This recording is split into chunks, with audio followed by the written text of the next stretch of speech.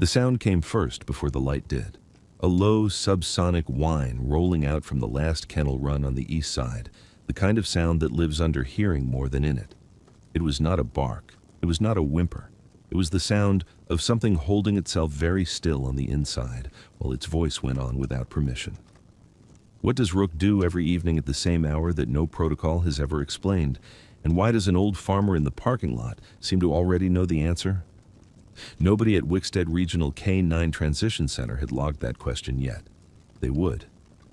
He's not a case. He's a stray off the lot who wandered up asking about a dog, Dr. Lindsay Pemberton said to the two trainees flanking her, not lowering her voice, because she assumed the man in question was still 40 yards off and out of earshot, and because she had already decided he did not need to be spoken to as though he mattered.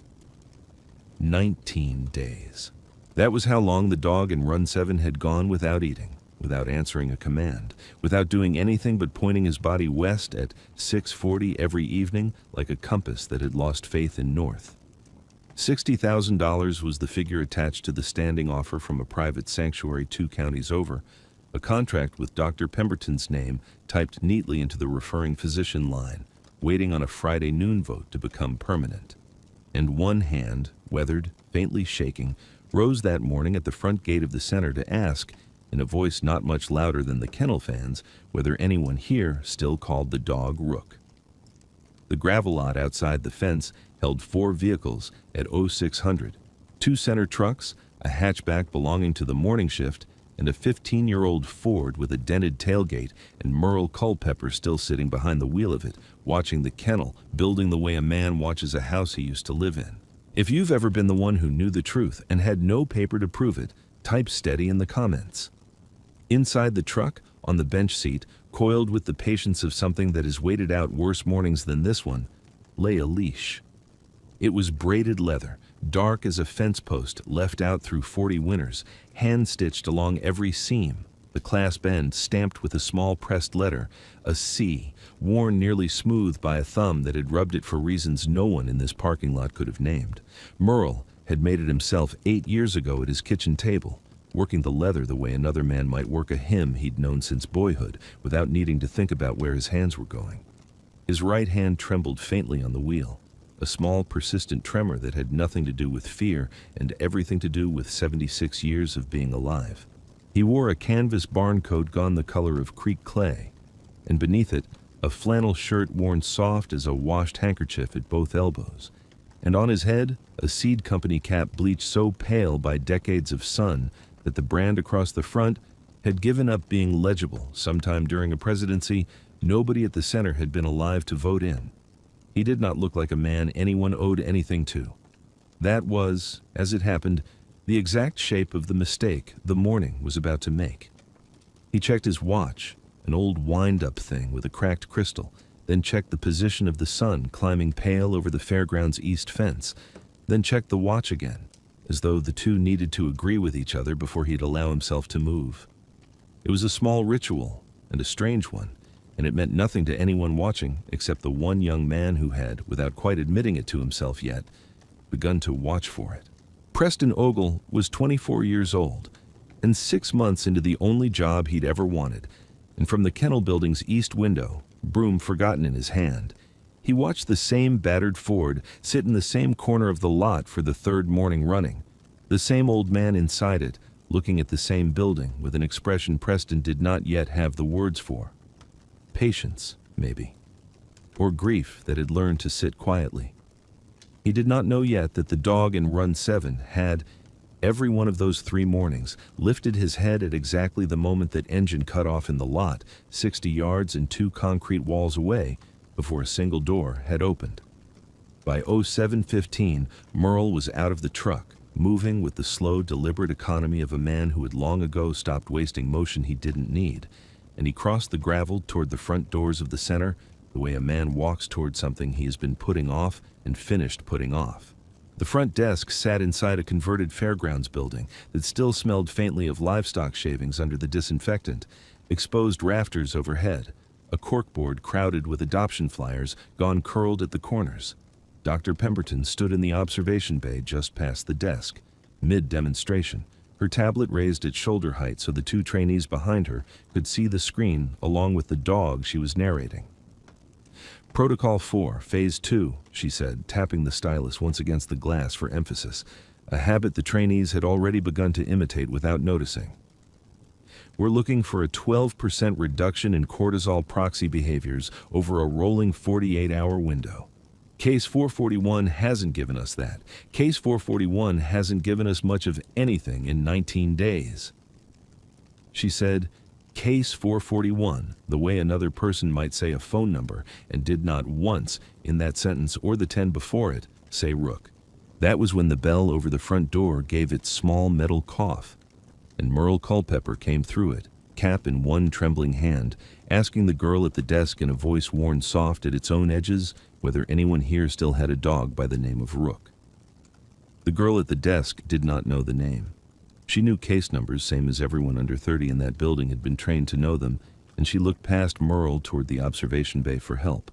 And help came in the form of Dr. Pemberton stepping out from behind the glass with her tablet still lit in her hand, and her patience already spent on the morning's numbers. "Sir, this is a secure intake facility," she said. Not unkindly exactly, the way a person isn't unkind to a stray dog they're steering off a porch. "Are you a family member of a service member? Do you have an appointment?" "No, ma'am," Merle said. "I trained him." It should have landed differently than it did. It landed instead the way most true things land in a room built to run on paperwork, as noise that didn't match any of the fields on the form. Dr. Pemberton glanced once at the intake tablet already open in her hand, scrolled with her thumb, found no name resembling his anywhere near Case 441, and made the decision the morning had been leaning toward since the moment his truck cut its engine in the lot. "Sir, I don't have you listed anywhere on this animal's file," she said, and turned slightly toward the two trainees, not lowering her voice at all this time, certain the old man in the doorway was already halfway to being someone else's problem. "He's not a case. He's a stray off the lot who wandered up asking about a dog. Can someone walk him back out to the gate?" The words did what words like that always do to a room. The trainees looked at their shoes. The girl at the desk found something urgent to do with a stapler.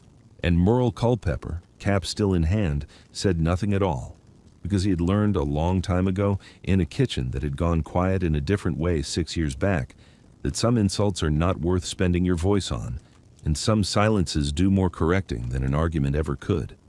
He let a younger staffer, apologetic and awkward about it, walk him back through the lobby doors and out toward the gate that separated the front lot from the kennel yard, and he did not fight it, and he did not raise his voice, and the only thing he did before the door swung shut behind him was to look once, past the reception desk and down the long cinder-block hallway toward the run at the far end, where something behind two walls had already gone very still.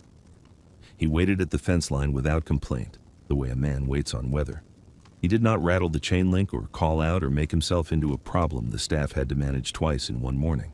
He simply stood, hands loose at his sides, cap back on his head, the tremor in his right hand quieting the longer it hung still against his coat, and he watched Run 7 the way another man might watch a hayfield for the first sign of rain. It was Preston who came around the outside of the building 40 minutes later on the pretense of checking a latch that did not need checking, and who found the old man exactly where he'd left him, unmoved, patient, watching. "You're not supposed to be back here," Preston said, but softly, the way you'd say it to someone you weren't actually asking to leave. "I expect not," Merle said. "You really train him? Rook?" 8 years ago, on my place. He was 12 months old and about the size he is now, mostly, just meaner looking and dumber, same as most young things." A pause, unhurried. "He's not dumb anymore. Never was, really. Just young." Preston looked at him a long moment, then unhooked the gate latch he'd pretended to be checking, and stood aside, not opening it wide, just enough that a stooped old man in a barn coat could stand 3 feet closer to a chain link run instead of 30, close enough to see instead of only to imagine.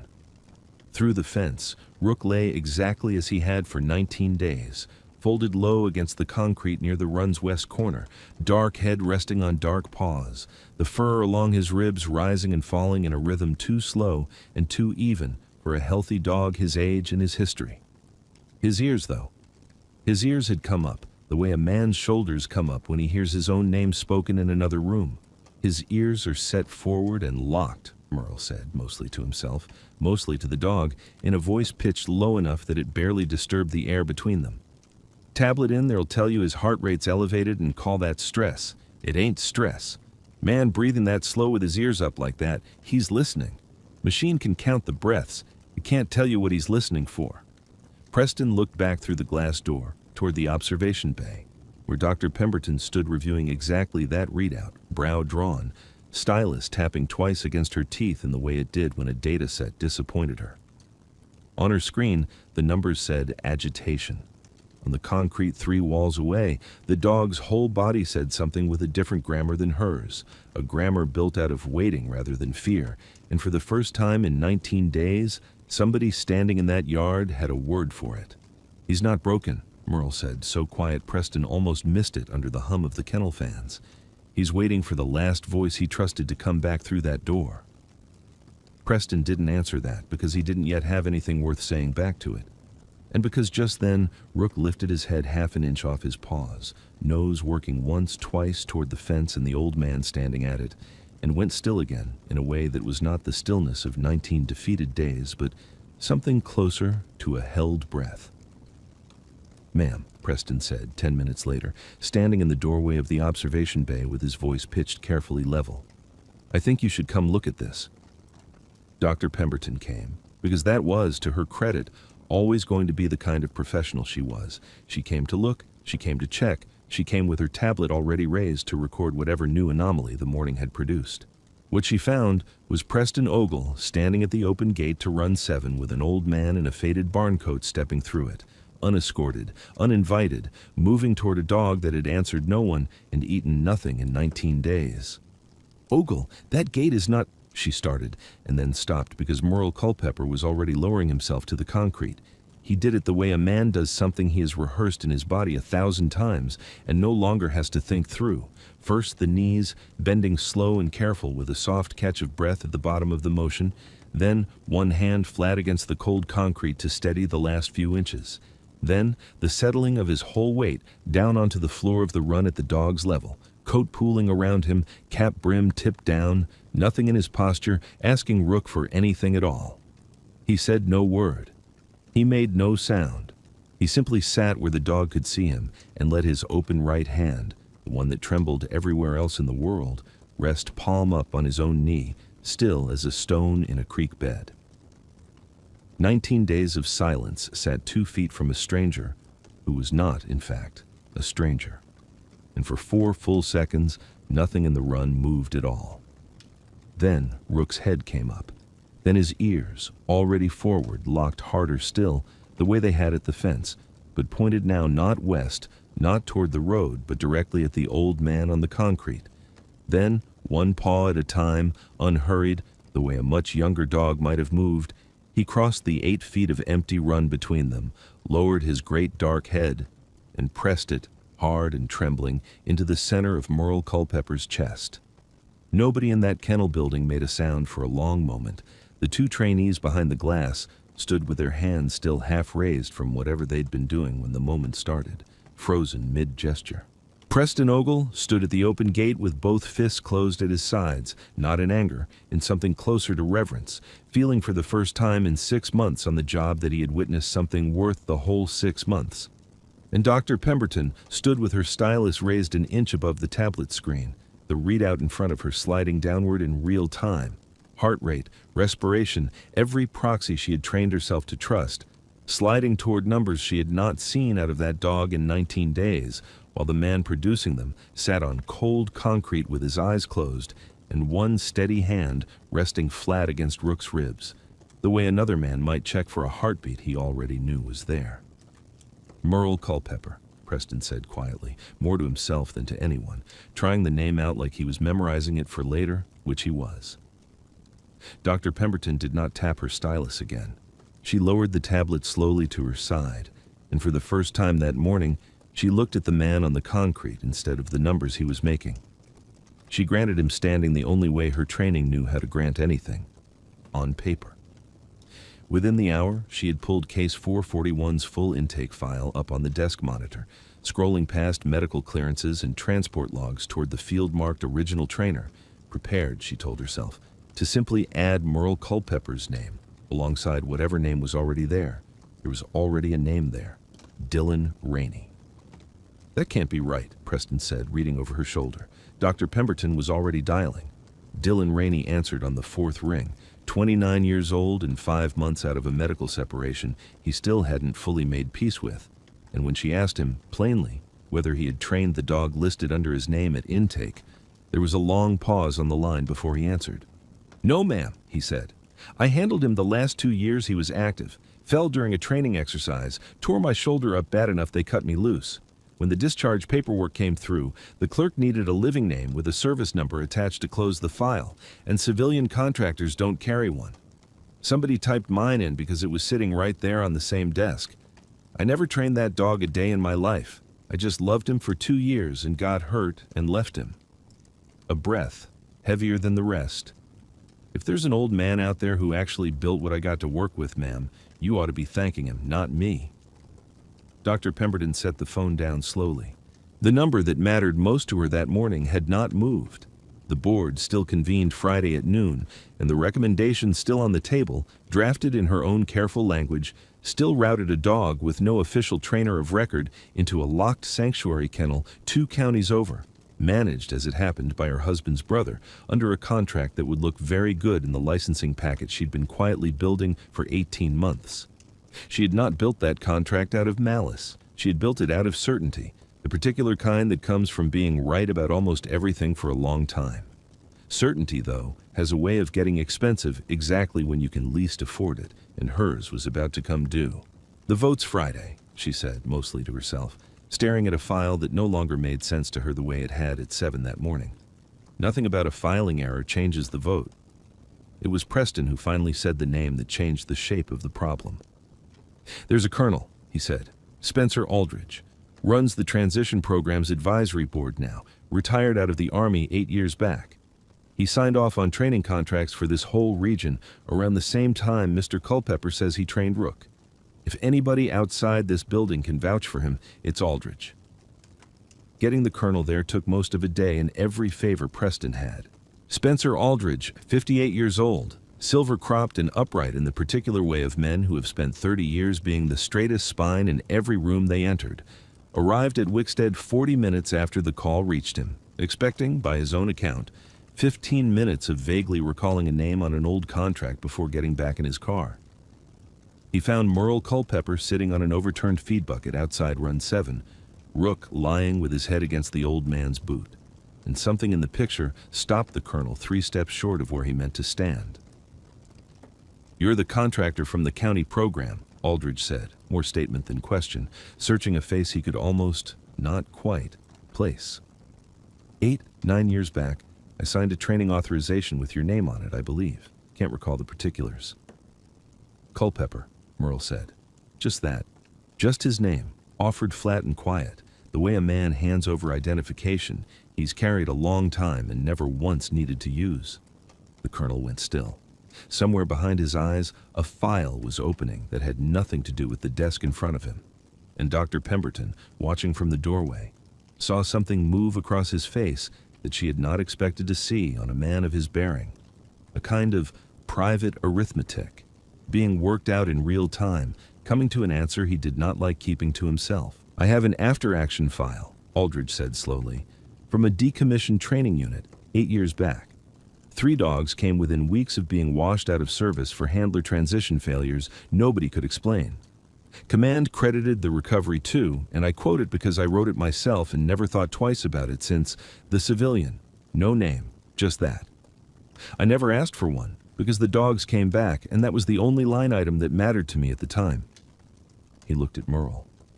Now the way a man looks at a bill he has just discovered was never paid. "That was you." "Might have been," Merle allowed. "Sir," Aldridge said, and his voice, trained across 3 decades to hold level under artillery and inspection alike, cracked clean down the middle of that one word. "It's an honor." He came to attention the way he would have for a superior officer, decades younger than the man in front of him, in street clothes, in a fairgrounds kennel yard, with a retired Malinois asleep against a stranger's boot. And nobody in the yard laughed, and nobody looked away. And Dr. Pemberton, tablet forgotten at her side, understood for the first time that the debt in that yard was not hers alone to settle. 3 dogs, Merle said finally, into the quiet the colonel's word had made. And every one of them's retired peaceful now, far as I ever heard. That's a fair trade for a name nobody wrote down. It shouldn't have taken you standing in front of me for me to remember I owed it, Aldrich said. Most debts don't announce themselves, Merle said. They just wait by the door. Doctor. Pemberton crouched later that same evening at the fence of Run 7, watching rook's ears turn west at 6:40 exactly as they had every evening for 19 days, fixed on the county road beyond the fairgrounds fence, the way a compass needle refuses to consider any direction but the one it was built for. He does this every night, she said, half to Preston, half to the man sitting on the bucket beside her. Same hour. We logged it as a stereotyped behavior, a stress loop with no external trigger we could identify. There's a trigger, Merle said. That road out there, it's the same one runs past my place, comes in past the fairgrounds gate from the west. Every time I've driven up here to check on him these 3 mornings, that's the direction my truck comes from. He's not stuck in a loop, ma'am. He's keeping a watch. He was quiet a moment, and when he spoke again, his voice had gone plainer still, worn down to the bedrock of it. I kept the same one myself, 6 years running, of an evening, looking out my kitchen window for a woman who wasn't ever going to come back up that drive again. You don't stop keeping a watch just because the person you're watching for is gone. You just keep it anyway, because it's the last thing you ever promised them. Even if you never said the words out loud, nobody in the yard asked him her name. It hung there anyway, unspoken, plain as the leash he had not once mentioned, but that sat coiled on the bench seat of a truck 40 yards away, stamped with a letter that had nothing to do with the dog and everything to do with a woman who used to shell beans on a porch and hum while she did it. Dr. Pemberton stood, walked back inside, and returned 20 minutes later carrying a single sheet of paper she had pulled from an archive box nobody had opened in 8 years, the same after-action file Colonel Aldrich had described from memory.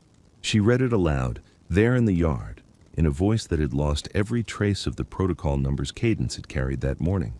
The citation, the 3 dogs' names, and the line crediting an unnamed civilian trainer whose method the report called, in language far more generous than any memo she had ever written herself, instrumental beyond replication. I'm correcting the intake record tonight, she said. Before Friday, Culpepper, Merle, listed as Rook's original trainer, effective 8 years back. Rainey's separation paperwork gets its own footnote so nobody ever confuses 2 good men's names again. She looked up at him. You could have argued with me this morning. You'd have been right to. Wouldn't have got either of us anywhere, Merle said. Arguing never fed a hungry dog or fixed a bad filing. What do you want out of this? She asked, and it did not come out sounding like a challenge anymore. The record's yours if you want it, the credit, the commendation even, if the colonel pushes for it. Don't want the record, Merle said, and he was quiet a moment, watching Rook's ears finally begin to ease off their western lock as full dark came down over the fairgrounds. Man doesn't train a dog for 8 years so his own name can end up typed somewhere. I want him placed, not shelved behind a lock 2 counties over where nobody's driving up that road ever again. He's done his watching. Let him rest someplace where the truck that comes up the drive is one he can trust to stay. 3 weeks later, the gravel lot outside Wickstead Regional K-9 Transition Center sat empty at 0600, the kennel fans humming the same as ever, Run 7 swept clean and standing open, waiting on its next dog rather than its last one. Out past the county road, past 2 turns and a cattle guard, Merle Culpepper's porch light burned soft against the coming dusk, and Rook lay curled at the old man's feet with his ears low and easy for the first time in longer than either of them had counted, listening now to nothing more urgent than the creak of a porch board and the low, unhurried hum of a hymn Merle had not sung out loud in 6 years. He hummed it the way Ruby used to, sitting in the same chair, shelling beans into the same chipped bowl, her voice always finding the same 3 notes and holding them a half-beat longer than the tune strictly asked for. He didn't remember deciding to hum it again, It had simply come back to him the evening Rook first lay down at his feet instead of at the door, the way a road comes back to a man's feet once he no longer has to watch for it.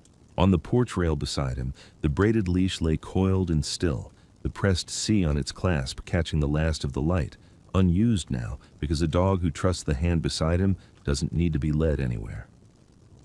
Through the kitchen window behind them both, Ruby's reading glasses sat exactly where they had sat for 6 years, dusted every Sunday morning whether they needed it or not, waiting the way the leash waited, the way the watch on Merle's wrist had once waited against a fairground sunrise, the way an old dog had waited 19 days for a voice that finally came back through the door. Some debts take 8 years and one silent dog to come due, but they always do.